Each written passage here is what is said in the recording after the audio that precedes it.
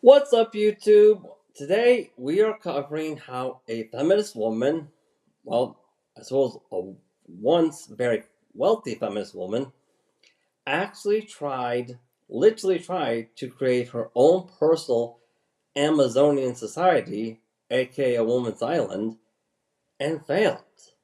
Gee, I wonder why. Let's get into it, shall we, everybody?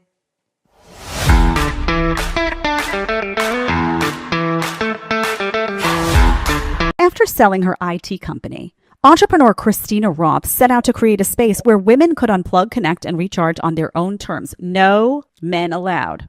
That idea became Super She Island, an exclusive women-only retreat nestled off the coast of Finland. The 8.4-acre island features high-end cabins, traditional saunas, and curated wellness experiences, all designed to nurture mind, body, and community. Again, no men allowed. What began as a personal blog and intimate retreat quickly evolved into a global network of more than 3,000 women. And now, okay, this has since closed. Can't imagine why. Was there like a cat fight on the island? I'm just wondering, just asking. Okay, so this woman who we're talking about, she had a very profitable IT company. That's how she made her fortune. And she essentially sold it to buy a piece of land and try to create a woman's only island. Yeah, no men allowed, except for building and all the heavy jobs. Gee, and it got shut down, obviously. And we'll soon be going to all the reasons why. Can I not ask a question? Okay. So this has since closed. And what's really interesting here is that you look on Wiki, right? I'm not saying everything on Wiki is true, but this was in a number of locations. It says this quotation about it. It's supposed to be women only, right? The whole point is women only, get the guys out of here. The implication being guys are trouble, guys take away your peace of mind. We need a nice wellness space where men are kept out, right? Check out this quote. After purchase, male construction workers were working on the island to lay lines for power and water and gut renovation. That was the only time men were allowed on the island besides Roth's close family and friends. At the end of the day, she needed men, right? And the funny thing is you look at the comments and they're like, well, who built the saunas? Who built the infrastructure? Who did all the plumbing on the island? So basically, men set up the whole island for her. Men set up the island, and then we're told to get out, right? Left. And then we're invited back only when they had to do repairs, right? Oh my God, the plumbing is a mess. Call the guys. Call the guy. What are we gonna do? Right? Oh heaven, there's a bug infestation. Call the men. Get them in here. Close down the island for a couple of days. Let them come in here and fix this. So I love this because it fits the whole like we don't need men. And it's so fascinating to me. Imagine the idea that you're setting up a whole island, which flopped, and you're making it women only. Guys aren't invited, but they have to set up, do all the grunge work, right? So, honey, you did need a man, right? The island that you created, this idea of yours would have just existed in your mind, honey, if the guys didn't come in and do all the damn work. They did all the work. And honestly, like these guys, man, I'm telling you, I know they probably get contracted and they take their money and they say, let me get the hell out of here. But, I would have been like, oh, so you want me to set up your island, but I'm not invited to stay. Just do it yourself, honey. Do it. Let me see you digging it.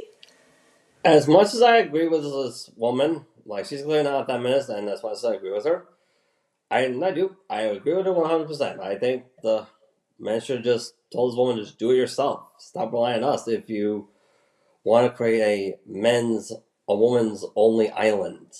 I really do. However, I can technically see the leverage that the men will be utilizing here to make this into their best interests. Essentially, which is, okay, so you want us to set up this island and you want us to come in and do repairs whenever the repairs are needed and get out of there before the women know this. Okay. Well, madam, in order for us to do that, you're going to have to pay us 3 times our usual rate. You're going to have to cover all of our airfare, all of our expenses to getting to the island. You're also going to have to provide us with meals too. And if any of those women notice us and throw a fit, hey, you can't hold us accountable for it or ask for a refund. So, yeah. And seeing how that we are the only ones who are going to be doing these repairs, you won't be able to ask any women to do them for you. What are you going to do? Yeah, I'm pretty sure that's what a lot of guys had in mind.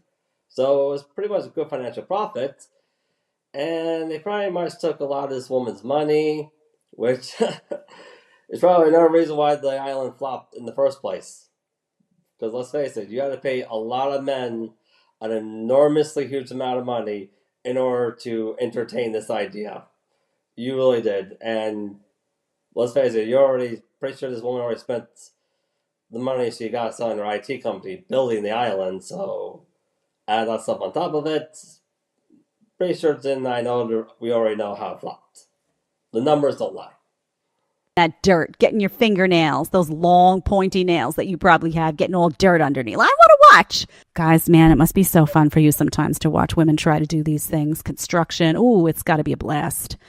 So bottom line is we need men. Men built everything. Men maintain society. They come in, they do all of the important things that maintain a society. And when women say they don't need men, they're lying. They're lying. They're going to come call it for you when shit hits the fan, and you know it. You know it. All right. Perfect example. Imagine, honestly, who the hell would stay on Super She Island? I would rather, oh man, I'd rather take my chances with the guillotine, frankly. I mean, this has to be, can you imagine a whole island with just women just going at it, driving each other crazy, estrogen dominance all, oh, it's got to be. Yeah, but I can agree. Yep.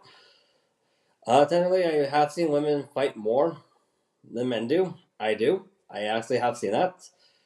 And from my understanding, the reason why, because when men fight, when we argue, if we don't really, eventually if we say things too much or we go too far, it will lead to a physical confrontation, which keeps our behavior in check a lot of times.